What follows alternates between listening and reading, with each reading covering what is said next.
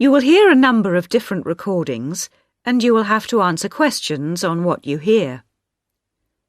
There will be time for you to read the instructions and questions, and you will have a chance to check your work. All the recordings will be played once only. The test is in 4 sections. Write all your answers on the question paper. At the end of the real test, you will be given 10 minutes to transfer your answers to an answer sheet. Now turn to Section 1. Listening, Section 1. You will hear a conversation between a travel agent and a customer. First, you have some time to look at questions 1 to 7.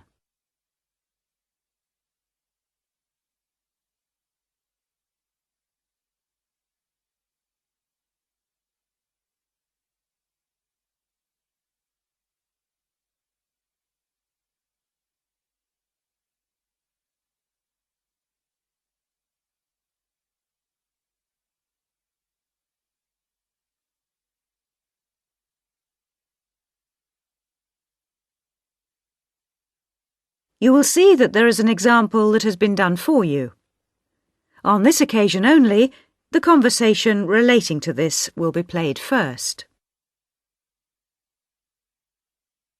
Good morning. Can I help you? Yes, I'd like to get some information about trips to New Zealand. Certainly. Take a seat and I'll be right with you. Thanks. Now, where would you like to go in New Zealand?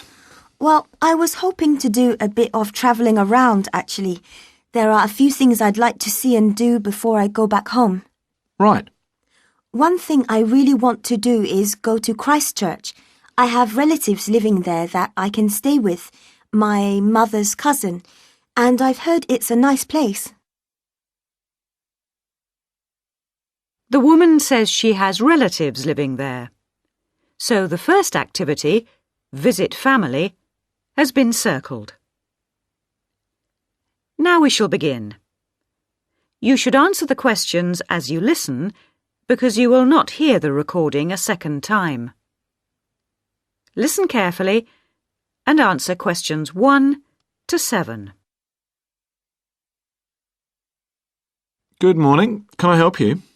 Yes, I'd like to get some information about trips to New Zealand. Certainly. Take a seat and I'll be right with you. Thanks. Now, where would you like to go in New Zealand? Well, I was hoping to do a bit of travelling around, actually. There are a few things I'd like to see and do before I go back home. Right. One thing I really want to do is go to Christchurch. I have relatives living there that I can stay with, my mother's cousin, and I've heard it's a nice place. Yes, it's a lovely city. And staying with relatives will help with the budget, of course. The budget? It will save you some money. Oh, right. Well, I'm not too worried about that. I've saved quite a bit of money working in Australia. Oh, that's nice. Good for you. Well, you know that New Zealand consists of 2 main islands, the North Island and the South Island, and Christchurch is on the South Island. Is it? I was never very good at geography at school. Do you have a map I could look at? Sure. Here we are. Right, I see. And, well, then I'd also like to spend some time in Auckland, and maybe I could do an English language course there. Can you organise that sort of thing for me? Oh, certainly. We'd be happy to arrange that. But bear in mind that Auckland is in the North Island. OK. And I'd also like to do some skiing or maybe even some snowboarding. I hear New Zealand is a great place for that. Yes, absolutely. But you should go to Auckland first for your studies, and then you can get the ferry across to the South Island and take the bus down to the snow. Oh, I don't like boats very much. I'm not much of a sailor. I think I'd prefer to fly. Right. What about joining a walking tour? That could be really fun. Not sure about walking, but joining a tour might be a good way to travel because then I might make some friends my own age. Now, let's get some details. Can I have your name, please? Yes, it's Su Ming Lee, but you can call me Sue. OK, Sue. And what's your address here in Melbourne? I'm living with my aunt in the suburb of Kew. It's 29 Lock Street. That's Loch, not Lock. Do you have a phone number that I can get you on? The best thing would be if I give you my mobile. I always have it on me. It's 0402 558 992. OK. And when do you want to travel? Because you'll need to be down south in July or August. Oh, yes, of course. That's winter, isn't it? So I better go to Auckland in May. Yes, let's say departing from Melbourne on the 1st of May, that's a Saturday, and then you could begin your course on Monday the 3rd. That sounds great. And how long would you like to study for? A month, 2, 3? What do you think? Well, I'll probably need more than a month. What about 8 weeks until the end of June? Fine. I'll see what I can do. Oh, and how would you like to pay for this? On my Visa card, if that's possible. Before you hear the rest of the conversation, you have some time to look at questions 8 to 10.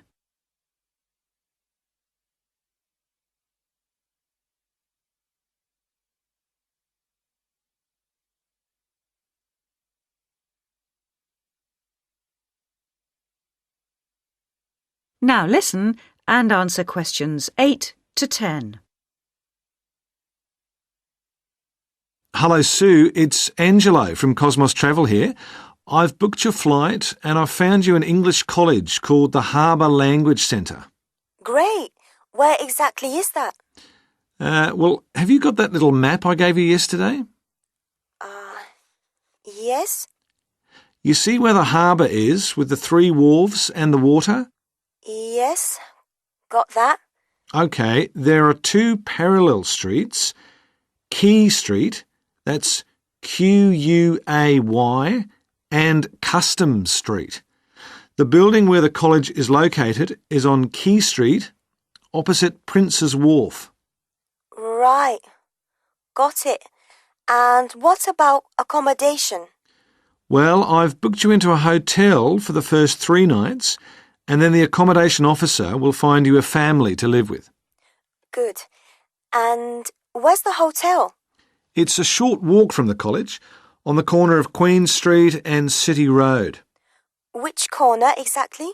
On the left-hand side as we're looking at the map. OK, near the little park. Yes, that's right. And what about a good bookshop? I'm going to need to buy a dictionary and some English books. Yes, well, I believe there's a really good language bookshop on the corner of Customs Street and Queen Street. It's near the college, so that's pretty convenient. Thank you so much. You've been really helpful.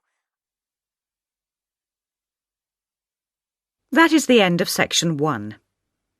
You now have half a minute to check your answers.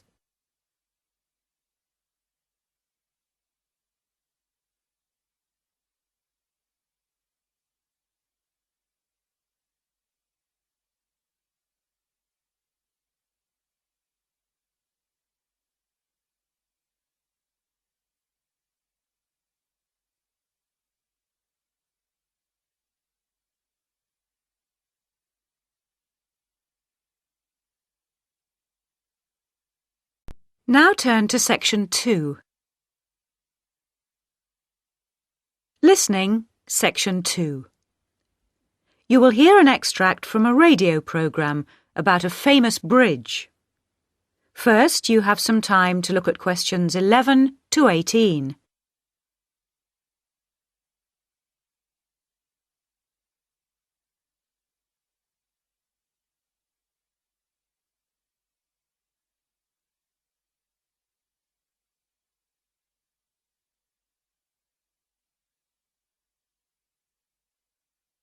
Now listen carefully and answer questions 11 to 18.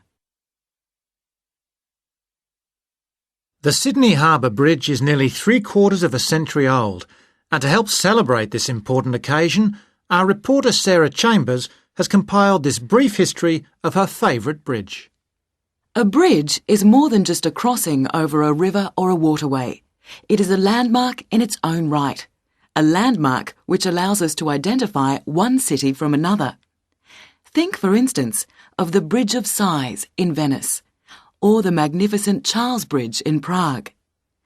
Each of these cities can be recognised by their famous bridges.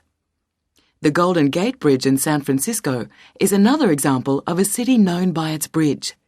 But in addition to this, a bridge is a kind of ornament for a city, similar, if you like, to a cathedral or a palace. Here in Sydney, we may not have our own palace, but we do have our famous and much-loved bridge, the Sydney Harbour Bridge, which is sometimes affectionately known as the coat hanger because of its arched shape. It was built back in the 1930s, and so the bridge is coming up for a significant birthday. Let's have a little look at its history. Although the idea of building a crossing over Sydney Harbour had been discussed many years earlier, it wasn't until the year 1916 that the state government agreed to allocate some money for the construction of a bridge. The chief engineer for the bridge was a man called Dr. John Bradfield, a brilliant engineer who supervised the entire project from beginning to end.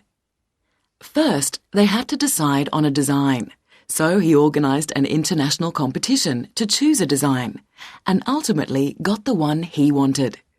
The job went to a British engineering firm, and the contract was signed in 1924. The design he chose was the single arch bridge that you see today, made of steel with a tower at either end. In 1926, construction finally began.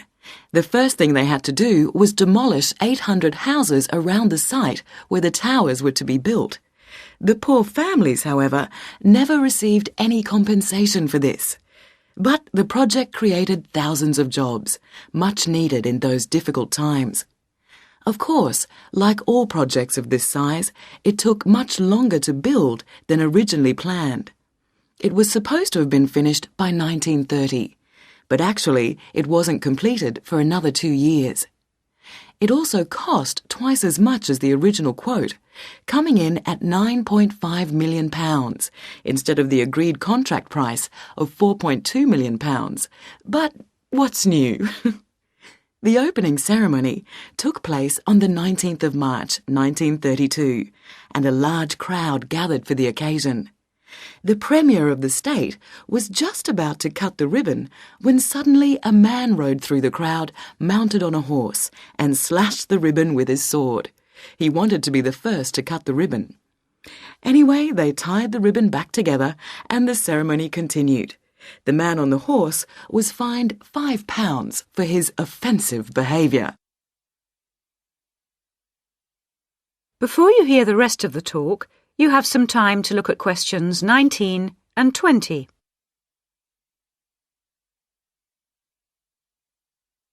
Now listen and answer questions 19 and 20. Since then, millions of cars have crossed the bridge, each paying a toll to do so. By the early 1980s, the government had paid off the loan for the money they'd borrowed all those years before. But motorists continued to pay to cross from north to south. This money was subsequently used to build a tunnel under the harbour to reduce the amount of traffic on the bridge. The tunnel was opened in 1992 and cost $544 million. It is 2.3 kilometres long and is equipped with all the latest technology, including closed-circuit television to monitor any problems. And it has most definitely reduced the load on the bridge, as it carries around 75,000 vehicles each day, which would otherwise have to use the bridge. And it's apparently strong enough to withstand the impact of a ship or even the impact of an earthquake. The tunnel has been a welcome solution to Sydney's traffic problems, but of course, a tunnel could never compete with a bridge as a landmark for any city. So let's wish the bridge a very happy birthday. That is the end of section 2. You now have half a minute to check your answers.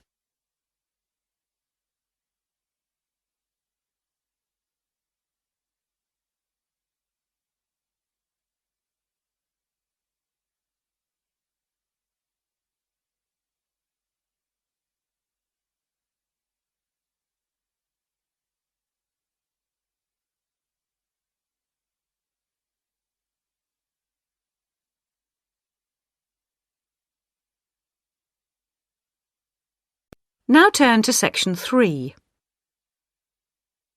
Listening, section 3. You will hear 2 students discussing the subject of rock art. First, you have some time to look at questions 21 to 27.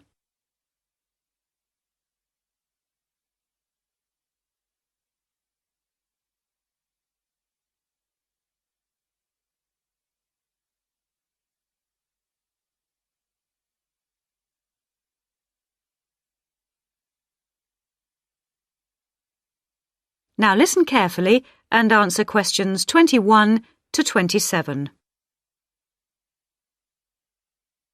Hello, David. Oh, hi, Mia.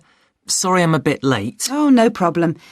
Thanks for agreeing to help me with my assignment today. I really needed to go over it with someone. Sure. You were going to talk about European rock art, weren't you? Yes, the rock drawings in the caves of Lascaux in western France. Oh, fantastic. Over 13,000 years old, I believe. What sort of drawings are they? They're drawings of animals on the whole, but you can also find some human representations, as well as some signs. There are roughly 600 drawings at Lascaux. Really? Were they mostly pictures of bulls? Well, no, actually. The animal most depicted was the horse. Have a look at this graph. It shows the distribution of the different animals. You see, first the horse, and then, after that, a sort of prehistoric bull. Oh, OK. That's interesting, isn't it? And the third most commonly drawn creature was the stag. There were some other animals, but these are the main ones. What are the drawings like? I mean, what sort of style? Well, the bulls are depicted very figuratively. They're not very realistic. They're very big by comparison to the other drawings of people and signs. They appear to be almost three-dimensional in some cases, following the contours of the cave walls, but of course they're not. Amazing. Perhaps they felt these animals were the most impressive and needed to be represented like that. Yeah, maybe. The drawings of humans, by contrast, consist of just simple lines, like the stick figures my little sister draws. Perhaps humans were seen as less important. Perhaps. What about the signs? How did they draw them? There doesn't appear to be much evidence of signs, and those that have been found are usually made up of little points. Rather like Aboriginal art from Australia. Yes, something like that, but not as complex, of course. So, apart from the bulls and horses and stags, were there any other creatures depicted? In 1 or 2 chambers you do find pictures of fish, but they're quite rare. What sort of size is the cave? It must be quite large to have that many pictures. Well, it's actually a number of interlinking chambers, really. Here's a map showing where the different drawings can be found. Oh, good. Let's have a look at that. The first 20 metres inside the cave slope down very steeply to the first hall in the network. That's called the Great Hall of the Bulls. Here. OK. Then, off to the left, we have the Painted Gallery, which is about 30 metres long and is basically a continuation of this first hall. But further into the cave. Exactly. Then we find a second, lower gallery called the Lateral Passage. This opens off the aisle to the right of the Great Hall of the Bulls. It connects the next chamber with an area known as the Main Gallery. At the end of the Main Gallery is the Chamber of Felines. There are 1 or 2 other connecting chambers, but there's no evidence of man having been in these rooms. Before you hear the rest of the discussion, you have some time to look at questions 28 to 30.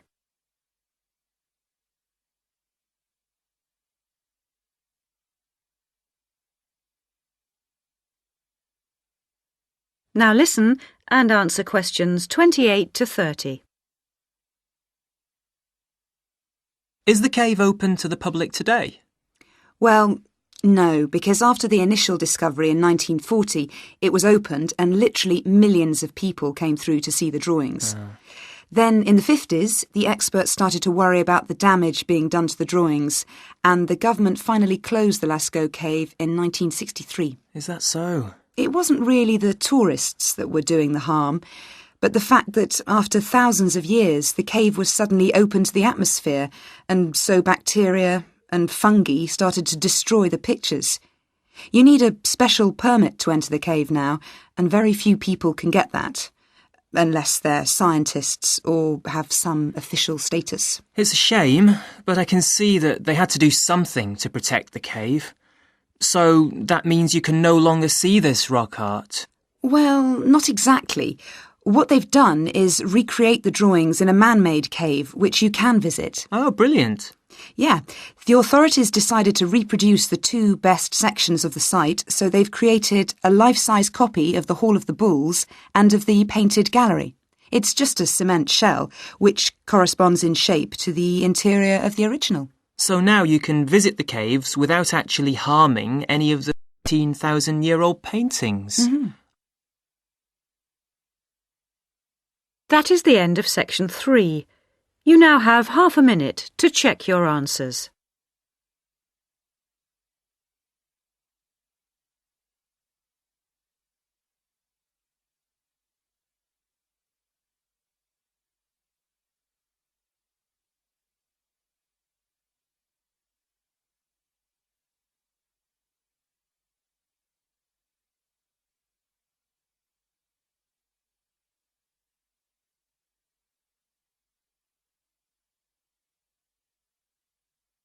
Now turn to section 4. Listening, section 4.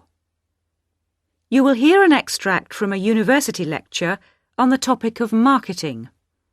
First, you have some time to look at questions 31 to 40.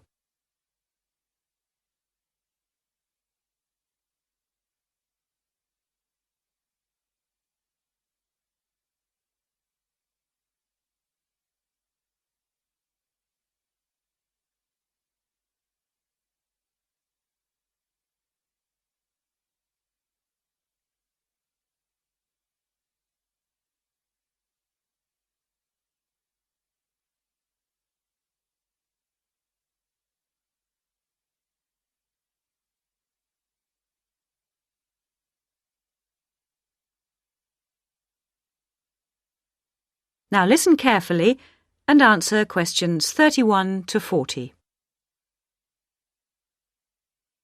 Last week we looked at some general principles associated with marketing, and today I'd like to look at some of those points in a little more detail.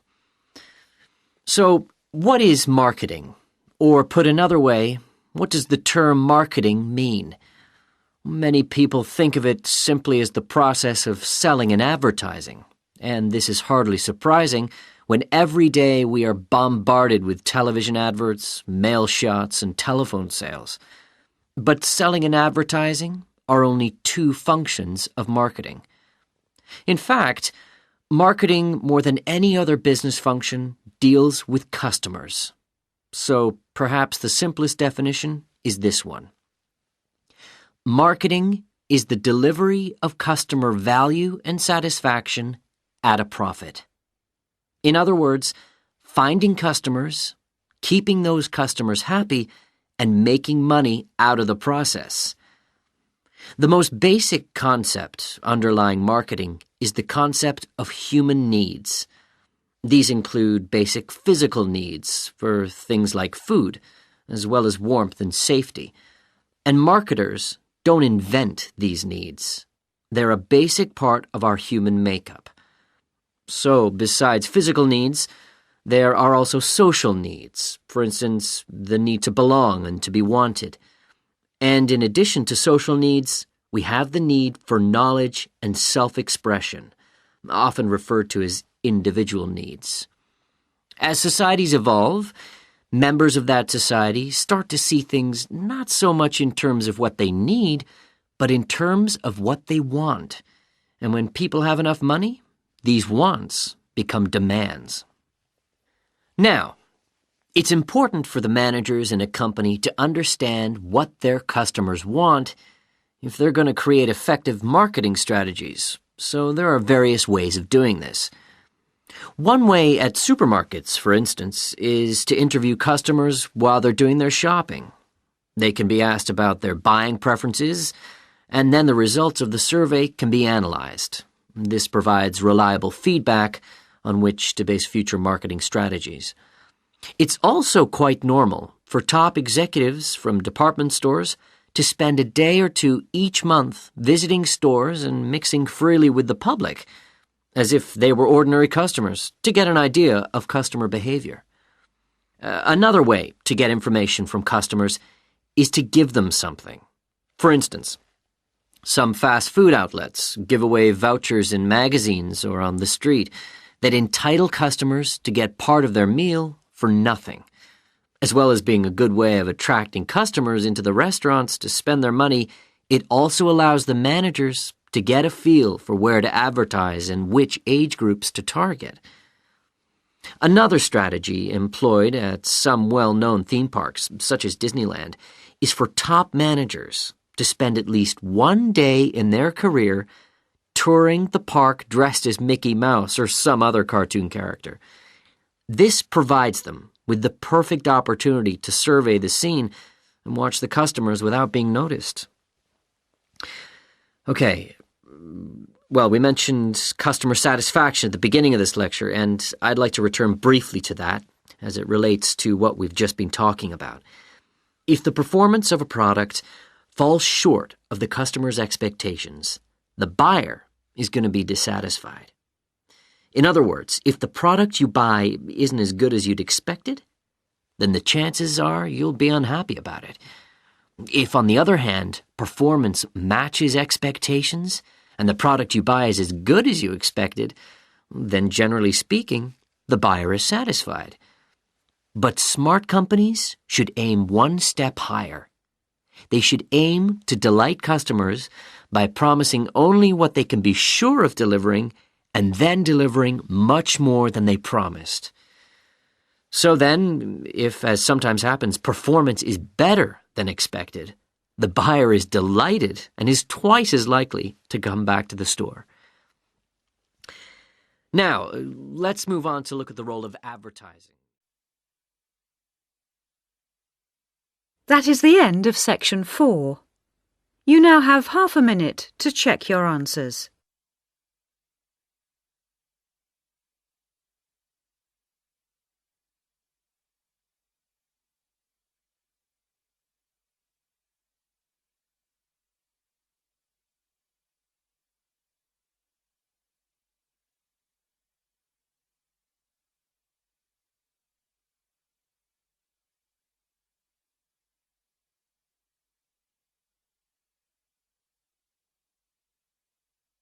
That is the end of the listening test. At the end of the real test, you will have 10 minutes to transfer your answers to the listening answer sheet.